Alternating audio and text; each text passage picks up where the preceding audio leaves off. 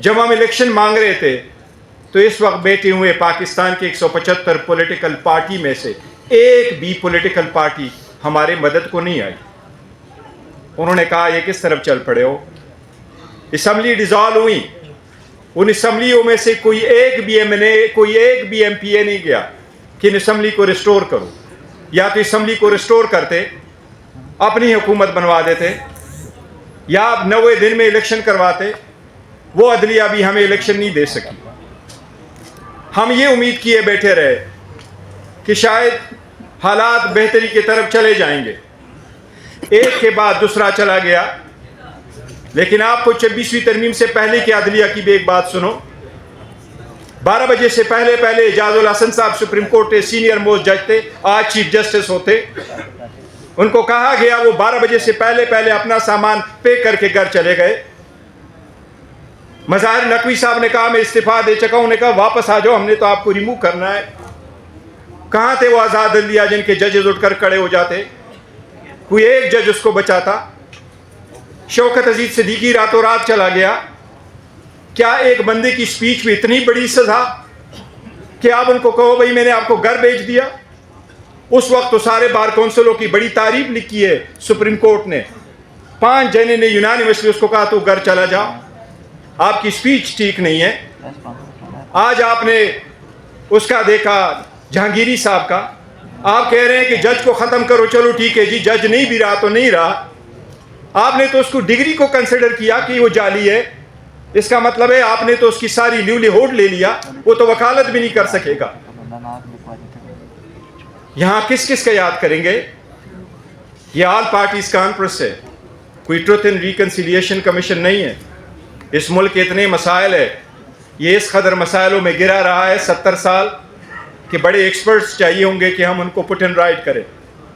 میں صرف ایک سجیشن دوں گا, کسی صورت اس وقت کے حالات دیکھیں. ہمارے ساتھ جو ہو رہا ہے وہ میں بتا رہا ہوں. اس وقت اس ملک کا کوئی دو رائے نہیں ہے کہ مقبول ترین لیڈر اس وقت عمران احمد خان نیازی ہے. اس میں کوئی دو رائے نہیں ہے. پورے عوام تو کیا, میں نام نہیں لیتا, لیکن حکومتی MNA میرے ساتھ بیٹھا, انہیں کہا مجھے پنجابی وہ بولتا ہے, کہہ رہے چیئرمین صاحب میں تو گھر جا چکا تھا, میں تو سو گیا سی, صبح ڈول بجے. انہوں نے کہا جی تسی جیتے ہو. میں نے کہا ان کو, میں نے کہا جناب آپ کی تو بہت زندگی گزری ہے اس پارلیمنٹ میں, ڈول والوں نے نہیں بجایا, جنہوں نے جتوانا تو وہ پہلے بتا چکے تھے. آپ جیسی سینئر آدمی کیسے سونے جائے گا کہ میں جیتا ہوا نہیں ہوں؟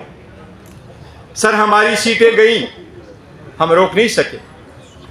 ہری پور کی سیٹ دیوار پہ لکھا ہوا نظر آ رہا تھا, ہم بچا سکے. کیا پاور ہونا چاہیے, اور حکومت تو ہماری تھی, لیکن کیا کرے؟ عوام کو کہیں روڈوں پہ آئیں. ہم نے تو کہا کہ انصاف کے تقاضے پورے ہو, ہم نے کہا ہم عدالت میں جاتے ہیں, ہم نے کہا آئین قانون کا راستے ڈھونڈے. لیکن دوسری طرف جو پاور ہے ان کا کیا مقابلہ کرے؟ لوگ تو نکل آئے. دنیا کی کس تاریخ میں لکھا ہوتا ہے کہ لوگوں پہ گولیاں چلے, ڈائریکٹ گولیاں چلے؟ ہم نے تو پارلیمان میں کہا, کہاں ہے پارلیمان کے اندر ہم بیٹھے رہے, ہمیں تو پارلیمان سے اٹھا کے لے کے گئے کہ اریسٹ کرو. اس وقت 5000 بندہ ہمارا روز جاتا ہوتا ہے, ٹرائلوں میں بند ہے. ہماری لیڈر کو آج سزا ہوئی, اس کی تو ہمیں توقع نہیں تھی. مئی 2025 کے بعد ہم تو یہ امید کیے بیٹھے تھے کہ شاید کچھ راستہ نکالیں گے, کوئی سینس پریویل کرے گا, جو ظالم ہے وہ کہے گا, ٹگ تو ہوں گے. لیکن لگتا یوں ہے, لوگ کہتے ہیں جب راستے بند ہو تو سور کانا حلال ہے. شاید ٹگ کے ساتھ بھی اب کچھ کرنا ہوگا, کسی کے ہاتھ سے تو وہ اس طرح لینا ہوگا نا, مزید تو نہ ہو. میری یہ سجیشنز ہوگی. تحریکیں چلتی ہیں, لیکن اس ملک کی تاریخ کی ہسٹری میں تحریکوں پہ اچھی طرح سوچو. یہ عوام آج بھی تحریک چلانے کو تیار ہے اور کرے گی, اور یہی تحریک ہے آج ان کو ہم چیلنج کرتے ہیں. مطیع اللہ جان نے صحیح کہا تھا, یہ حکومت اپنے لوگوں کو بلائے, لوگ اکٹھے نہیں ہوں گے. یہ اچھا صاحب آپ نے علامہ ناجا ناصر صاحب نے کہا لوگوں کو کہ آؤ, تو لوگ سب چلے آئیں آپ کے لیے. ان کے لیے لوگ نہیں آئیں گے, چاہے پروگرام بھی کرے, کچھ بھی کر لے. لیکن میری سجیشن صرف ایک ہوگی, وہ سجیشنز میری یہ ہے کہ میں آپ کو ایک مثال دیتا ہوں،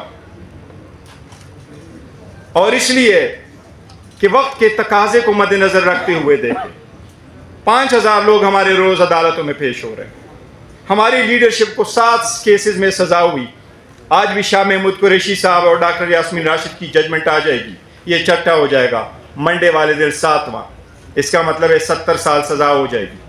7 اور کیسز ہے جس طریقے سے ٹرائل چل رہے اس میں بھی سزائیں ہو جائے گی، تو ایک کو 140 سال کی سزا ہو جائے گی۔ عمر ایوب خان صاحب کو 50 سال کی سزا ہوئی ہے، شبلی پراس کو 40 سال کی سزا ہوئی ہے۔ ہمارے خان صاحب جیل میں ہیں، عوام ہم سے روز پوچھتے ہیں ہم نے آپ کو ووٹ دیا ہے خان کو نکالنے کے لیے، کیا کر رہے ہو آپ؟ وہ لوگ ہم سے یہ نہیں کہتے آپ نے کیا لیجسلیشن کی، وہ روز ہم سے تقاضا کرتے خان کب باہر آئے گا۔ میں صرف یہ کہہ رہا ہوں، لوگ کہہ رہی کہ مر جائے گی مخلوق تو انصاف کرو گے۔ اچکزئی صاحب آپ کو اور علامہ ناصر صاحب کو سلام پیش کرتے کہ آپ لوگوں نے مشکل وقت میں ہمارا ساتھ دیا، ہم ہمیشہ آپ کے ساتھ رہیں گے۔ خان نے آپ کو بڑی ذمہ داری دی ہے، اور ایسی ذمہ داری دی کہ یہ ہمارے پاس نہیں تھی۔ ہم نے بڑی کوشش کی کہ راستہ اگر نکل سکتا ہے تو راستہ نکالے۔ I would be the last person کہ سے کہ راستہ نہ نکلے۔ منڈیٹ چوری ہونے کے بعد سب سے پہلے اعلان میں نے کیا، خان صاحب کہہ رہے ڈائلاگ کرو، پھر لوگ کہہ رہے تھے کسی اور کے ساتھ ڈائلاگ کر تو پولیٹیکل پارٹی، پھر میں خان صاحب کے پاس گیا ہوں، اسد کیسر صاحب اس سے بخوبی واقف ہے، پھر میں نے اناؤنس کیا تھا کہ اچکزئی کے پلیٹ فارم سے وہ سٹرگل کرے، خان صاحب نے اجازت دی۔ ہمارے پاس خان صاحب کا مینڈیٹ بڑا لمیٹڈ تھا، ہمارے پاس اتنا بھی مینڈیٹ نہیں تھا کہ جب حکومت نے ہم سے پوچھا آپ ان رائٹنگ دے دو تو ہم نے ان کو کہا خان صاحب سے پوچھیں گے پھر آپ کو ان رائٹنگ دیں گے۔ پہلی مرتبہ آپ کو خان صاحب نے فل پلیج اتھارٹی دی ہے، اس وجہ ہمارے لیے آپ دونوں جو بیٹھے ہیں، چاہے آپ کوئی وہ نوٹیفیکیشن ہو نہ ہو اس کا ہم مطالبہ کرتے ہیں کہ آپ کا نوٹیفیکیشن ہو، لیکن اس وقت آپ دونوں ہمارے پاس leader of the opposition in the Senate اور leader of the opposition in the National Assembly موجود ہو، اور آپ کو 3 کروڑ ووٹروں کا سپورٹ حاصل ہے، 17 کروڑ پاکستانیوں کو آپ ریپرزینٹ کر رہے ہیں۔ اس وقت خان کی اتنی بڑی پاپولرٹی ہے۔ لیکن میں ایک مثال دیتا ہوں، اور وہ یہ کہ 1995 میں کلنٹن نے اپنا اسپیشل انوائے ناردن آئرلینڈ بھیجا تھا۔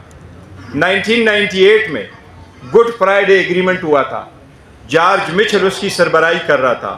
اس کو کہا گیا کہ یونینسٹ جو پروٹیسٹنٹ اور کیتھولک تھے یہ اتنے عرصہ سے لڑ رہے تھے، آپ نے ان کو کیسے اکٹھا کیا، آپ ایگریمنٹ کی طرف کیسے آئے؟ انہوں نے کہا میں نے سب سے پہلے یہ کہا کہ ہم بات چیت اگر کریں گے تو ہم ان کو ہارڈ لائنروں کو بھی ملائیں گے، لیکن ہم سب سے ایک قول لیں گے، جس طریقے سے اس کا ذکر کیا ہے جناب لیاقت بلوچ صاحب نے کہ منیمم ایجنڈا سامنے رکھو تاکہ ہم سب اس پہ آگے بڑھ سکے۔ اس نے کہا میں نے یہ کہا تھا کہ ڈی کمیشن ہوں گے، جمہوریت ہوگی، نان وائلنس ہوگا۔ وہ لوگ آگے بڑھے، انہوں نے اپنی بات چیت کی۔